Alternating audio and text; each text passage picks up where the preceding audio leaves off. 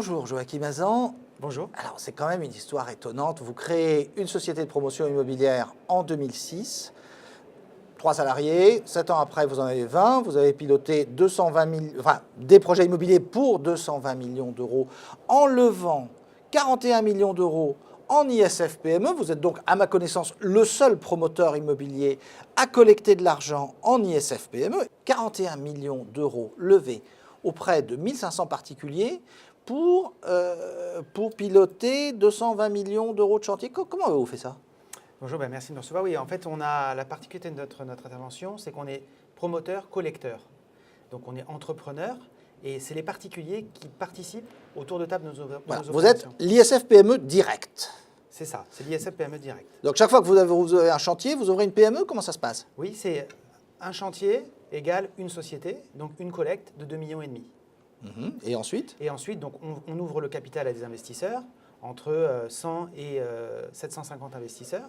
Aujourd'hui, ils sont 1500. Ils investissent. En général, le ticket moyen, c'est 20 000 euros.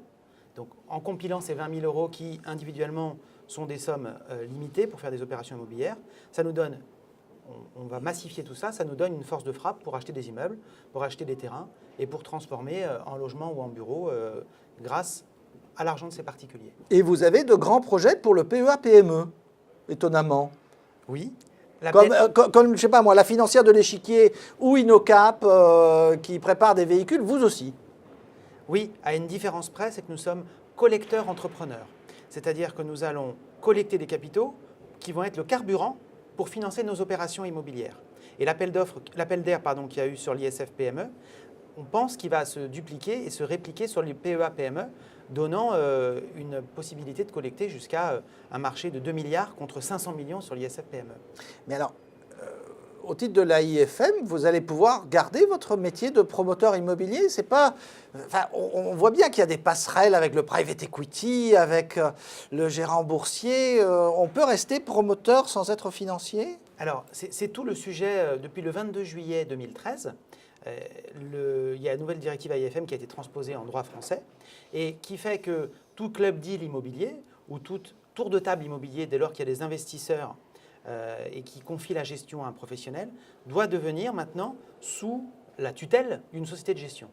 C'est la raison pour laquelle, afin d'accompagner et de structurer notre développement, nous avons déposé un dossier auprès de l'autorité des marchés financiers pour obtenir le statut d'agrément de société de gestion.